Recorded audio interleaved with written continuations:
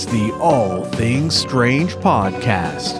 I am your host, Agent Anderson.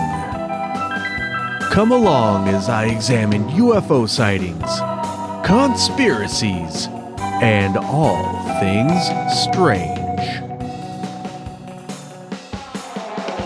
You can find all of our wonderful links in the description on the Linktree, where you can find our Discord, our email, our Patreon, our merchandise, and more. This week's episode, the Petrozavodsk phenomenon. Apologies in advance for pronunciation because some of these are a little difficult. Yes, I did practice saying Petrozavodsk, and I still mess it up sometimes, as I just did. But it is a bit of a doozy. If anybody wants to follow along or whatever on any documents, you can find it spelled Petrozavodsk. All right, this is a good one. It was requested by one of our listeners, and it's been taking me a while to get the notes completed, but completed they are, and here we go.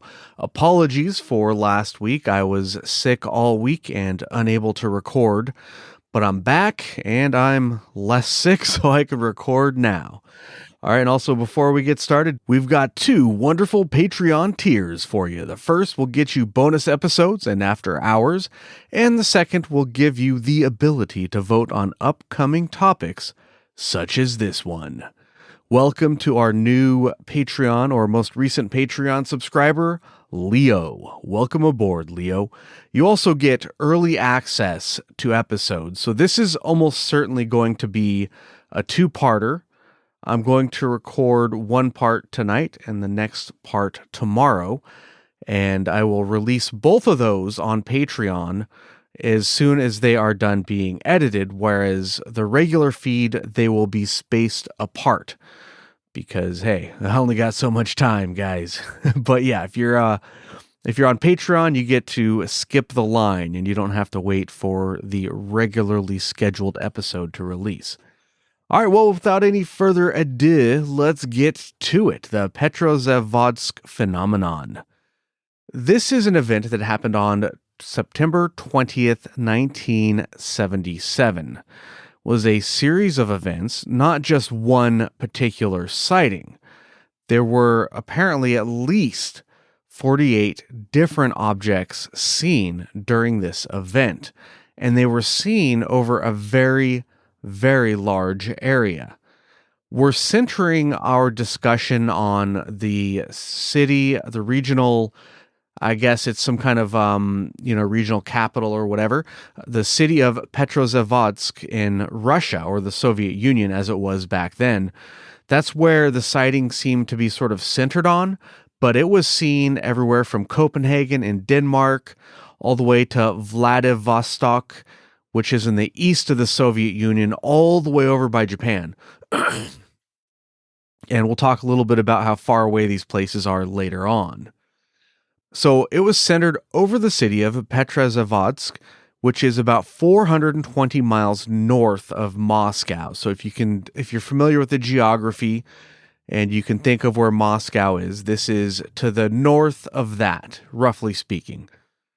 Why was it seen over such a wide area? We don't know. A lot of the stuff I found on this case has been translated from Russian, so there may be a little bit of discrepancies there based on what you can find online, but I did go to source documents when possible and translate those to English rather than, reading a blog or somebody else's interpretation of what they saw, what they found elsewhere. Which, it's kind of tricky. You have to kind of play with the wording. Some of the translations are a little goofy, but overall, I think that's the best way to go. All right, here is a quote from Socialist Industry newspaper, September 23rd, 1977, published about the sighting in Petrozavodsk. Now, I'm reading this as translated verbatim because Some of the wording is pretty interesting, and I didn't want to mix it up in this case. I wanted to present the information as given. For this, but I don't do that throughout the whole thing, but for this particular one, that's how I wanted to do it. And here it is. On September 20th, at about 4 o'clock in the morning, a huge star in quotations, suddenly flared up brightly in the dark sky, impulsively sending beams of light to the earth.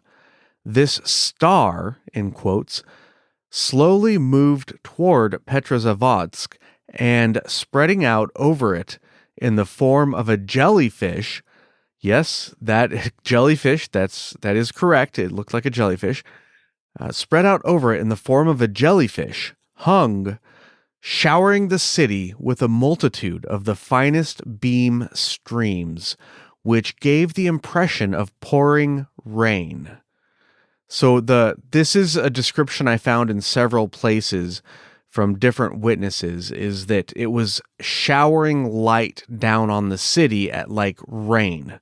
Really weird description. I've never really seen anything else like that I can think of. Continuing on here, after some time, the beam glow ended. The jellyfish turned into a bright semicircle and resumed its movement toward Lake Onega, the horizon of which was shrouded in gray clouds. In this shroud, a semicircular gully of a bright red color in the middle and white on the sides then formed. This phenomenon, according to eyewitnesses, lasted 10 to 12 minutes. And then it stopped. When it stopped and hovered, that was the quote, when it stopped and hovered, some witnesses reported that it made a terrible noise, like the howling of a siren. Interestingly enough, the Cosmos 955 satellite was launched around this time, that would be 4 a.m., local time, from Plesetsk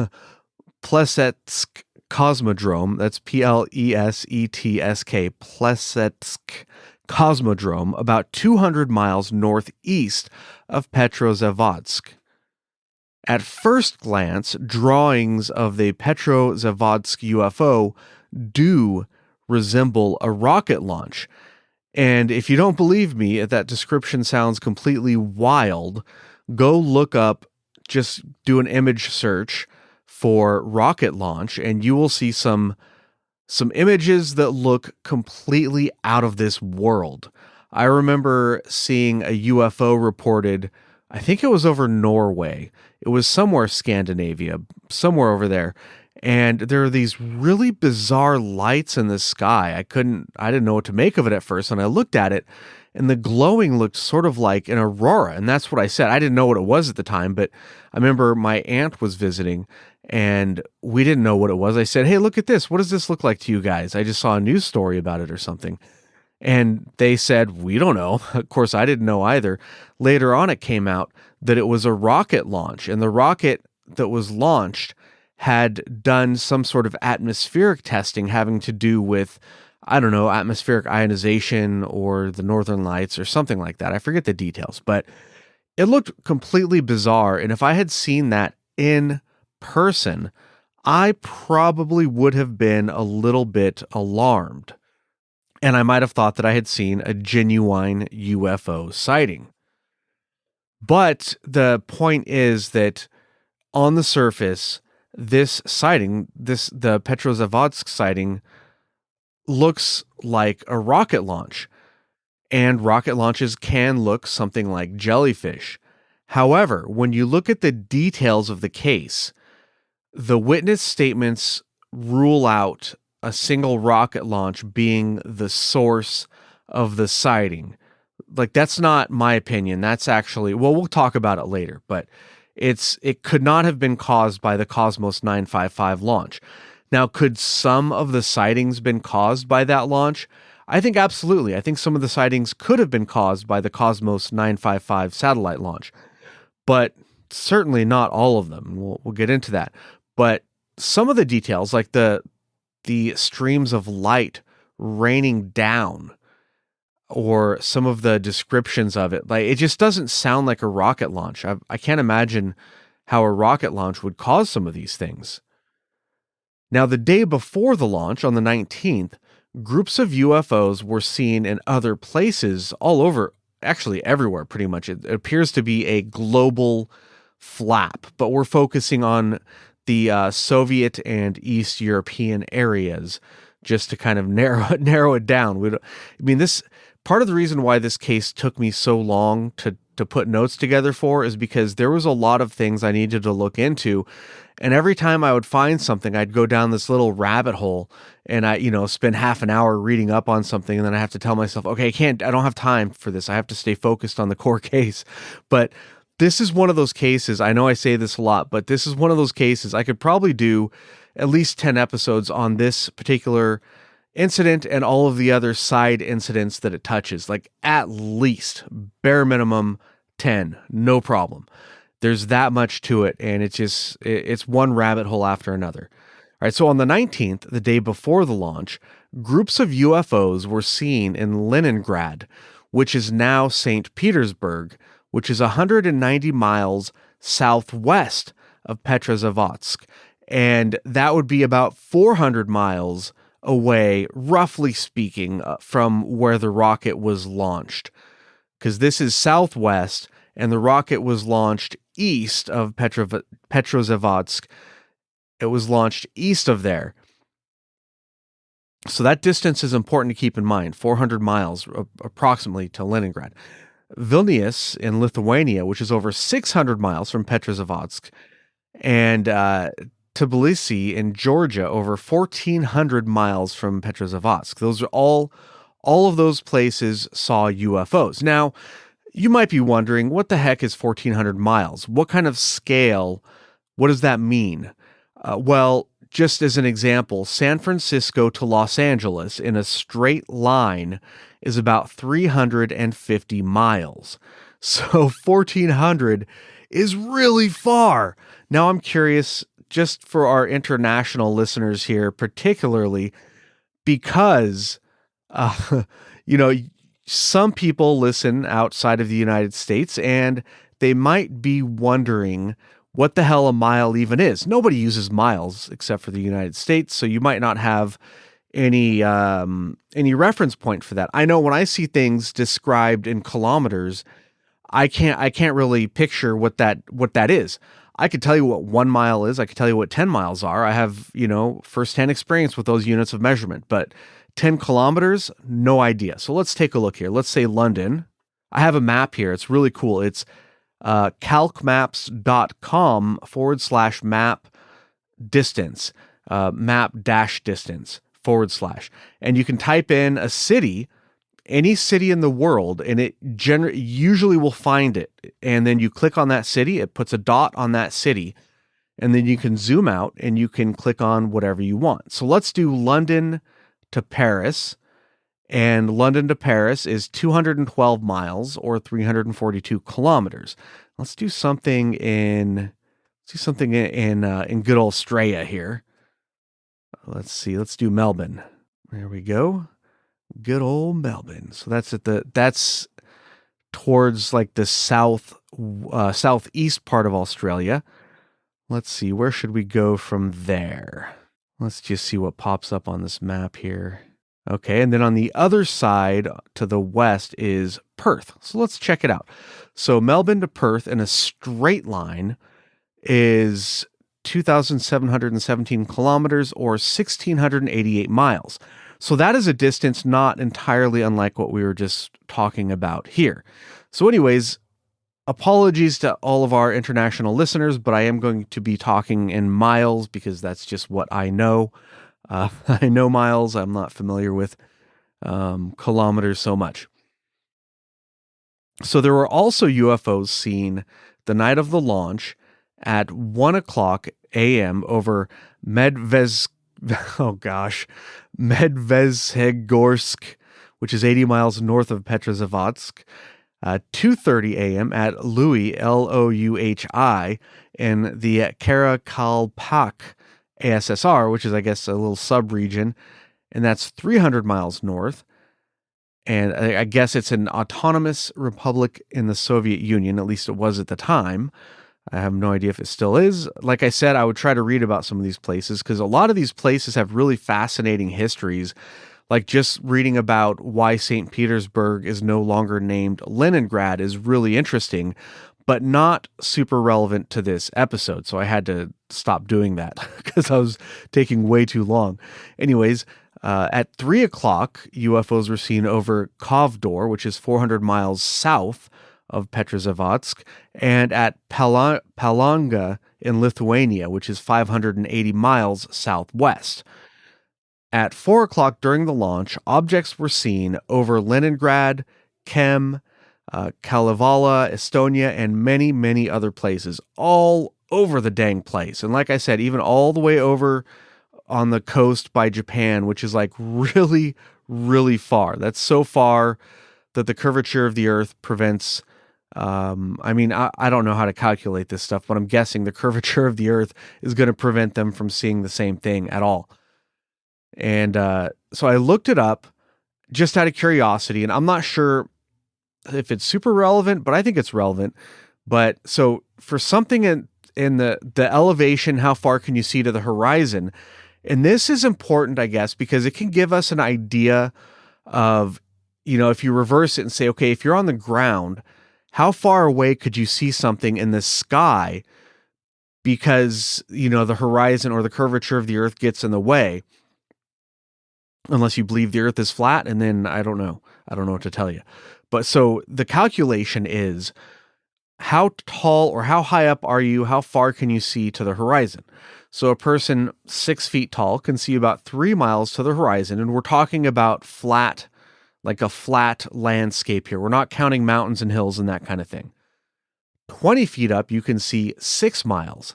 100 feet up, you can see about 12 miles. 500 feet up, you can see about 30 miles. 5,000 feet, you can see 93 miles to the horizon. 10,000 feet, which is about the height of the peak of Mount St. Jacinto in Southern California, you can see about 122 miles. And by the way, yes, I have been to Mount St. Jacinto. I'm pretty sure I've talked about it before, but they have an aerial tram there where you can take the tram from the bottom of the mountain, which is in the Palm Springs area, all the way to the top. And at the bottom, it might be like 115 degrees out, and you get to the top and it's snowing. It's a pretty wild ride. It's really cool. And it doesn't take you all the way to the peak, but it takes you pretty close. Really cool. If you ever get a chance and you're in that area and you're on the fence about it, I recommend it. It's worth it if you have the time. But anyways, at 10,000 feet, at 30,000 feet, which is approximately the peak of Mount Everest, more like 29, but we'll just call it 30. And it's a likely cruising altitude on a passenger jet. So if you're flying from here to there on a 737, you might be flying at 30,000 feet. You can see 212 miles to the horizon. The troposphere ends at about 37,000 feet. At 80,000 feet, which was the typical cruising altitude for the SR-71, you can see 346 miles to the horizon. At the very top of the stratosphere, or 160,000 feet elevation, you can see 490 miles or almost 500 miles to the horizon. At the Kármán line, which is the arbitrary altitude of space, or 327,000 feet, you can see 700 miles to the horizon. Now, this was all using on an online calculator, so take the numbers with a grain of salt, but I did use several different calculators to double check these numbers just to be on the safe side, and they were all not exactly the same, but they were all very, very close to each other, like within a couple of feet. Like the discrepancy was within, a couple feet or a couple miles. So I'm hoping those are accurate because I'm basing some assumptions on that. But if you're literally in outer space, you can see 700 miles to the horizon, apparently. So that'll give you an idea of how high up something must be in order to see it, generally speaking. Now, the reason I point this out is because Petrozavodsk to Vlad is a distance of about 3,800 miles. And just for reference, it's 2,445 miles by air from Los Angeles to New York. And would you be able to see something in the air over Los Angeles from New York? Probably not. And if you think about like just the distance from Los Angeles to New York, that's really far. And Petrozavodsk was sort of in the middle of all these sightings. And if you look at one of the places far where things were seen far to the east, that's 3,800 miles. But if you go point to point from the furthest west sighting to the furthest east sighting, it's even farther. Now, what that tells me is that these sightings can't all possibly be the same object. In other words, not all of the sightings can be attributed to the launch of the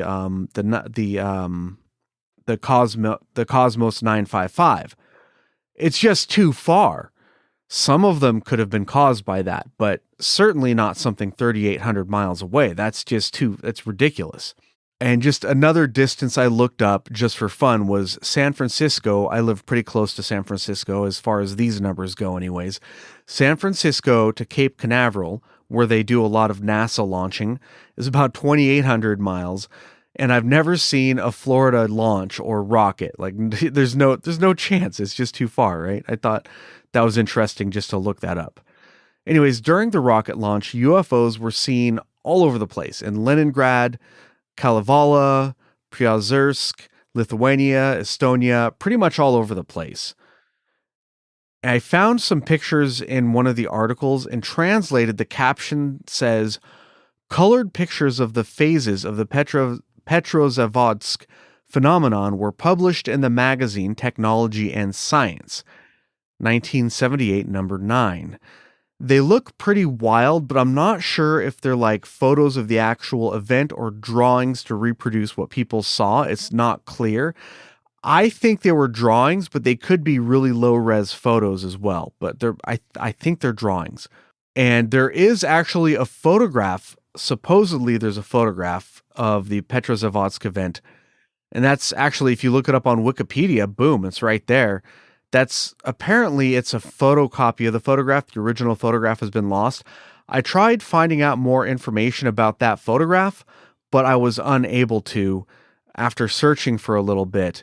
And, it's one of these things where how much time do I want to spend hunting down a photograph when you can just look at it for yourself? So I had to cut my losses there. I could not really find out more about that picture, but it's readily available on the internet if you want to find it to look at it yourself. And who knows, maybe somebody listening to this knows more about it and they can educate us all in the comments. So I'd appreciate it if you guys would share your knowledge. Anyways, the sightings continued during the following days. And that, again, that's another thing that rules out the launch as the sole cause of the sightings, because there were multiple sightings in multiple places during different times, more than what was seen during just the famous event that happened at around 4 a.m. So like I said, it's totally possible that the launch was responsible for some of the sightings, but it's not possible that it was responsible for all of them. Now, I did check out of curiosity how far away you can see a rocket launch, and depending on conditions, it looks like you can see a rocket launch from roughly 300 miles away. Maybe a little more or less, but certainly not 3,700 miles or whatever it was. And this was based on, I think, some kind of NASA webpage, like out of Cape Canaveral. They showed a map, and the map showed the maximum area of visibility at 300 miles.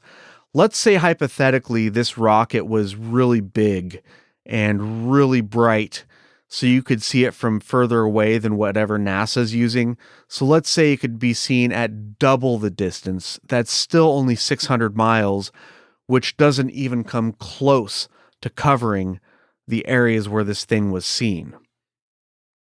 At 3 a.m., the Leningrad Commercial Seaports control officers saw a bright, luminous, cylindrical UFO to the northeast, slowly descending toward the horizon. It was a bright white and had beams of light shooting out in all directions. The witnesses saw it through binoculars. It took 25 minutes for it to fall out of view. And they also saw 5 bright arcs in the northeast sky, but that was separate from the cylinder. Those rose from the horizon and went into the sky in different directions. At 3:30, a fishing boat, the PTS Primorsk, was leaving the pier in Primorsk. The crew saw a fast-moving, bright, luminous object described as a point source of light surrounded by a luminous shell. It was moving from the east, but it made a sharp right-angle turn over Primorsk and went north. No noise was heard by the witnesses. So that's a really interesting one, and these are being seen before the main event. A luminous trail followed that object and slowly dissipated over time, kind of like a contrail, which is really interesting.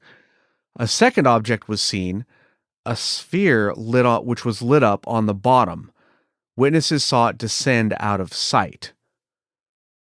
In Helsinki, which is that's going to be to the far to the west of Petrozavodsk, from 4:06 a.m. to 4:10 a.m., multiple witnesses saw a brightly glowing sphere cross the sky, and that one also left a smoky trail. Yeah, I can't say Helsinki without thinking of, that's 20 million Deutschmarks, Bob. I say Geneva, you think no, what was it? I say Geneva, you hear Helsinki? If you know, you know, right?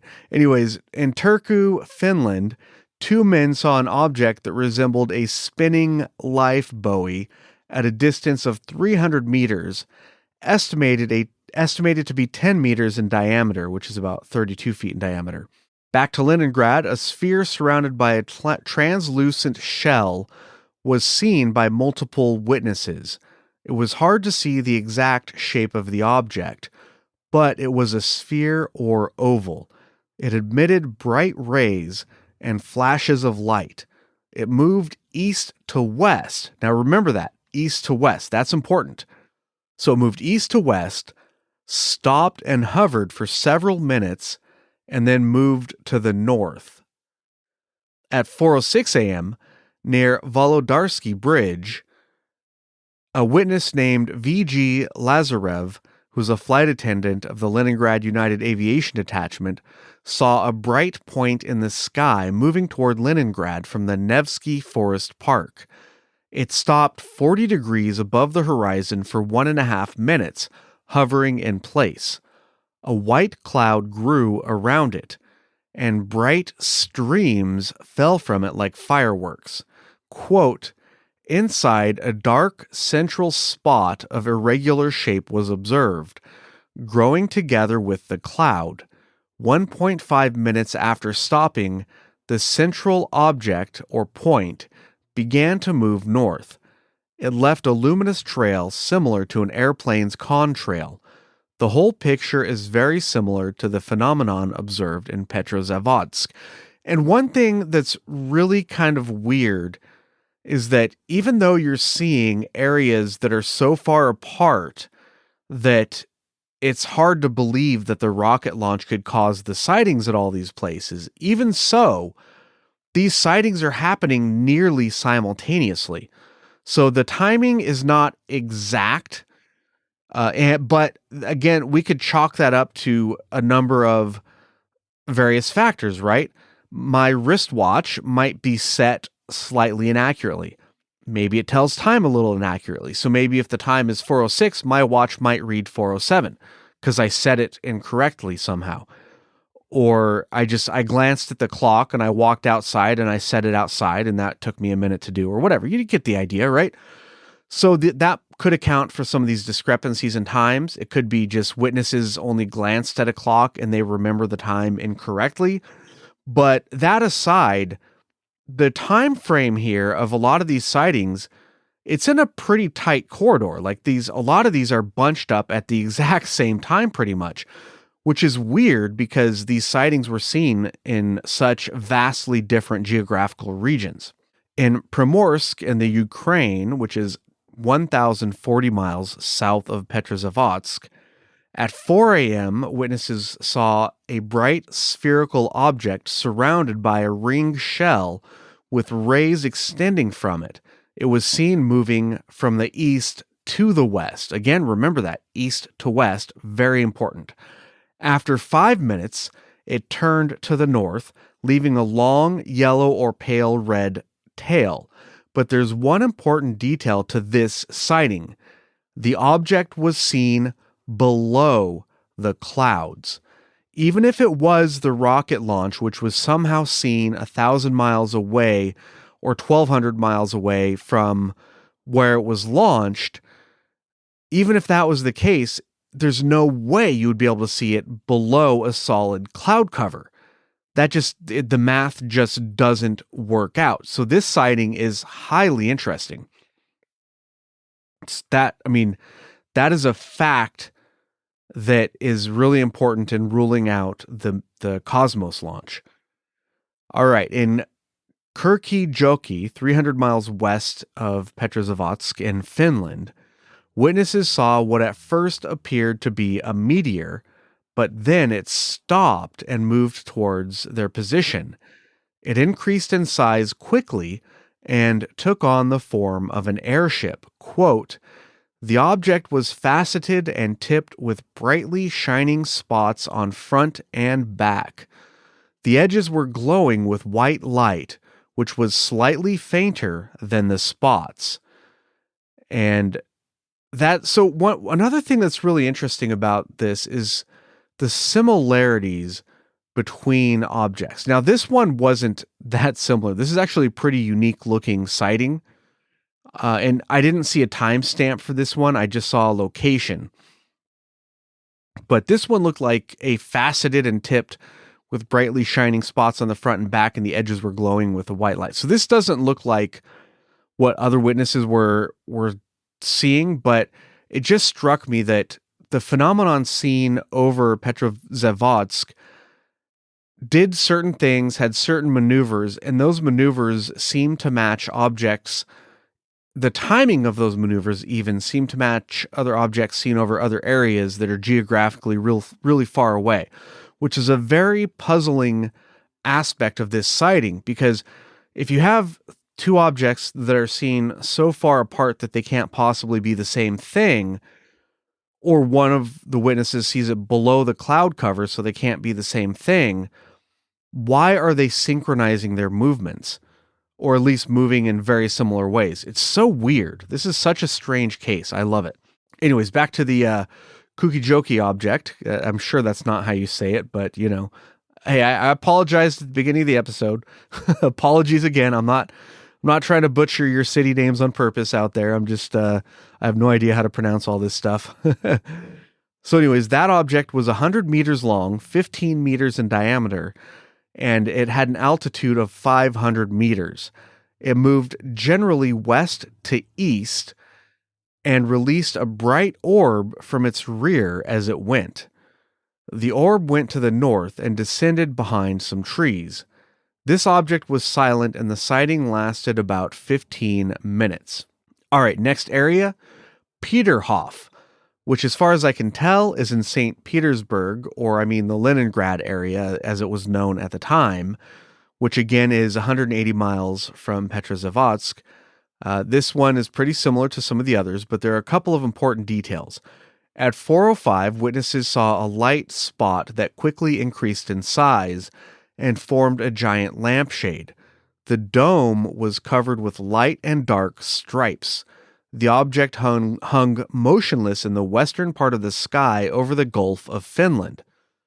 And more on that in a bit. But the black spot appeared in the middle of the object, increased in size quickly, then its outline got fuzzy.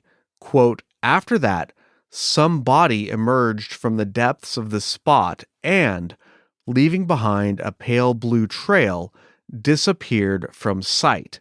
After 15 minutes, everything dissipated." And more importantly, once again, There was a cloud layer, which was described as solid clouds.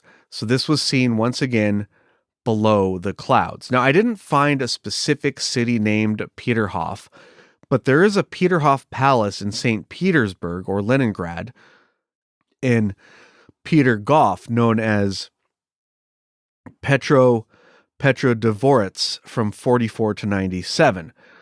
Now, even though I didn't see anywhere on the map a city named Peterhof, I think it's a reasonable chance that this is Leningrad we're talking about for this particular witness sighting, especially because Leningrad is at the far eastern end of the Gulf of Finland, so it would make sense if the witness described the object over the Gulf to their west. But, wait. What's that, you say? The Cosmos 955 was launched near Plesetsk, some 200 miles east of Petrozavodsk, and 380 or so miles east of Leningrad. And here's the kicker. I kept saying, remember that west to east. It was launched to the east, not to the west.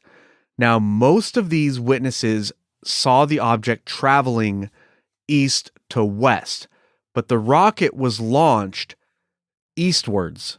So if you saw it traveling, you would see it going from west to east, the opposite direction that many witnesses saw this event happen.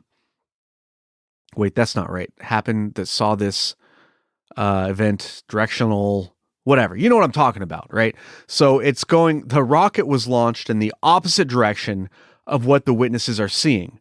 So that's another really important data point that rules out the rocket as the sole reason for these sightings, or these sightings at all, especially something that's 380 miles away. They probably didn't even see the rocket launch that far away. Maybe I'm wrong about that. Maybe you can see rocket launches much, much farther away than what I was able to find. But like I said, what I was able to find, you can't actually see them that far away. All right, next sighting. Sosnovy, or I should say next region or area, Sosnovy Bor, which is 40 miles west of Leningrad or 220 miles southwest of Petrozavodsk. 3 soldiers saw the object at around 4 a.m. They saw a point of light, it emitted rays, then a shell expanded around it.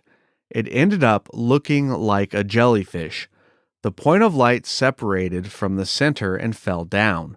Then it turned into an orange hemisphere, remained motionless for a while, and then flew off towards Leningrad. This one lasted for about 5 minutes. So this one did move off to the east, unlike some of the other sightings. But like I said, it's pretty far away. It's 220 miles southwest of Petrozavodsk. So if roughly speaking, that's going to be, 400 miles away from the launch point. So that's pretty far. Now let's talk about Petrozavodsk itself. So there were a significant number of witnesses in Petrozavodsk. Everybody from police officers, ambulance drivers, port workers, there was a geologist, many, many more, just regular civilians, all kinds of people saw this thing. It was a mass sighting with multiple independent witnesses, which is great because even if it was the rocket launch, we know that at least something was there, even if it turns out being something mundane. I don't think it, in case you haven't gotten the hint, I don't think it was the rocket launch, but hey, who knows? Anyways, in Petrozavodsk around 4 a.m., people saw a bright object which started as a small point of light. It was then surrounded by a translucent shell, and then a second weaker object was seen behind the first, similar to the first object in distance, though. It looked like they were about the same distance. There was a trail behind the object, like a contrail. It went up, and the object went up, and then it moved east to west. Again, that's the opposite direction of the rocket launch. As it rose up, the cloud expanded and pulsated. The brightness did not decrease as it expanded. Its angular size at its largest was larger than the Big Dipper. And in case you're not familiar with how big that is, angular size, in layman's terms, that's effing huge, right? So we the brightness, the detail of the brightness not decreasing as it expanded is perhaps important because you would I'm not an expert, but I would expect as the rocket gave off fuel and that fuel glowed, and they glow. Sometimes they glow. It'll spread out in the atmosphere. You'd expect it to get dimmer over time, not stay the same or even get brighter. But I don't know. I'm not a rocket expert, so I could be wrong about that. Anyways, the Big Dipper is really big. The moon is about half a degree angular size. The Big Dipper is like 25 to 30 degrees across, depending how you want to measure it. That's like really, really big. I mean, go outside and look at the Big Dipper if you can see it. Can people see that on the southern hemisphere? I'm not sure. I think some constellations they can see from the southern hemisphere. Some people you can't. So if you guys are not familiar with the Big Dipper down there, in the land down under, apologies, but that's what we're comparing it to here. But so this thing is up to 60 times as big as across as the moon. That's really, really big. Can a rocket launch appear that big in the sky? I don't know, man, but if I went outside and I saw something that big in the sky, I'd probably be crapping my pants. That is just insane. Absolutely insane. So the outer contours of the cloud area of whatever this was, it was circular or oval. Some eyewitnesses compared it to an open umbrella or parachute. Inside the cloud, there was a noticeable structure in the form of thin, luminous threads. Then rays emitted outwards from the central body, and there was a formation of a very bright, radiant structure.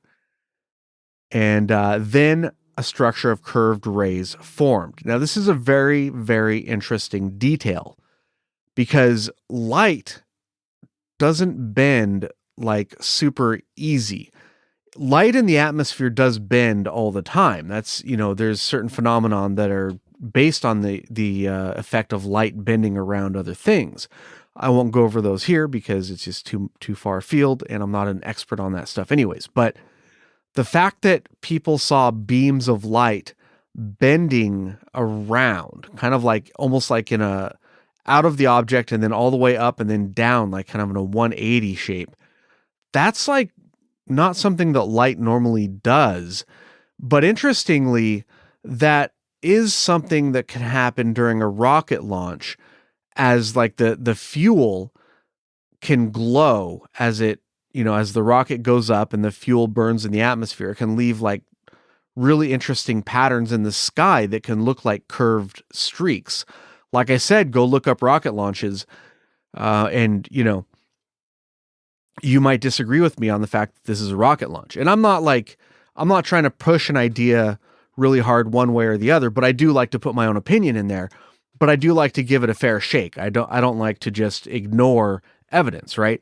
So the fact that people saw curved beams of light or rays, I find highly interesting. It's not clear if these were like flashlight beams that were curving or if they looked more like plasma in the sky, like what you'd expect from a rocket launch. But if you look at some of the drawings, to me, it suggests more of like a plasma type thing, which could indicate a rocket launch. But I don't know. How do you see it from so far away in so many different places for one rocket launch? It's weird. It's really weird. I don't understand it. But anyways, the structure of curved rays formed, and this is the point where it looked like a jellyfish. The central object was red, and the surrounding glow was blue.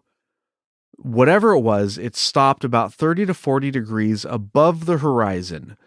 There were several bright flickering dots at the lower edge of the object that quickly disappeared. And that's weird. It seems like sometimes you read these descriptions and it sounds like some kind of atmospheric phenomenon, like sprites or something like that. And I don't know, like Could this have been a super rare natural phenomenon? I guess. I think that's definitely a possibility. But then again, you run into the problem. You couldn't have seen it from all these different places that are so far away. I don't know. This is a weird one, guys. This one really caught my attention. This is a super weird case. All right, so it stopped 30 to 40 degrees above the horizon, and then there were several bright flickering dots at the lower edge, which sounds to me like, some kind of electrical phenomenon. Weird. It got so bright that witnesses had trouble looking directly at it. And again, the pictures and videos I've seen of rockets, once it lets out those gases that spread out and make different shapes, those look like they tend to get less bright, not more. Maybe there's a type of rocket fuel that gets brighter over time. I don't know, but I never saw anything like that when I was looking at pictures. All right, then a dark spot formed in the center of the luminous cloud around the central dot. The black spot quickly expanded. Then the central core moved away quickly to the north, and the body moved away to the northwest. So they went in different directions. Really weird. Some people reported that the jellyfish structure had golden tentacles rather than like red and blue or whatever it was, and that the streams of light had a curve to them. All right, I already said that earlier. One witness, V.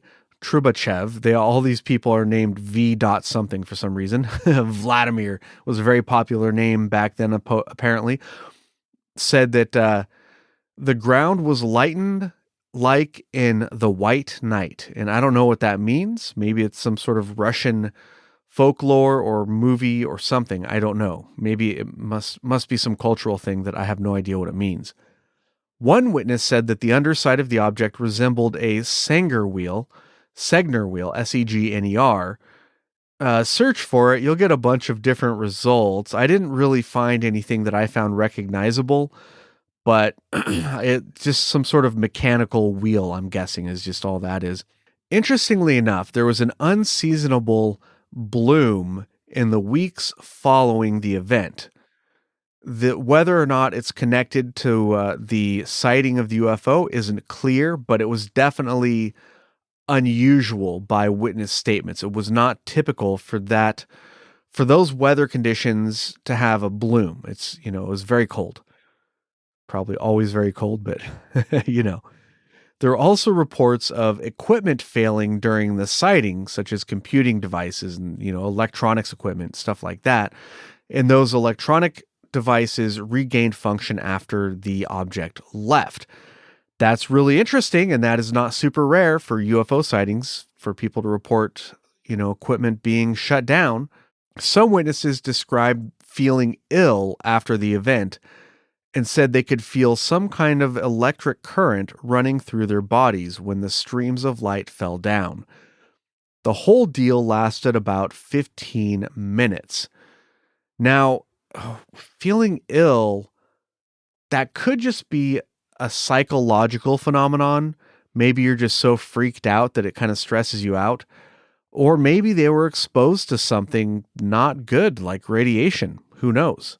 All right, I think I'm going to end it there for this time around. I still have plenty more to get to. Lots more sightings and other things to talk about, so we'll get to that next time. Apologies, I'm starting to lose my voice, and my voice is getting a lot of, kind of scratchy. You're not going to hear my coughing because I'm editing it out. Hopefully I don't miss any of them, but yeah, it's getting kind of rough. And for that same reason, I'm not going to do an after hours today, as much as I know all of you want to hear me ranting to myself. But apologies for that. I am losing my voice. Hopefully next time I can get to an after hours. All right, well, that's all I've got for you this time. Until next time, keep it strange.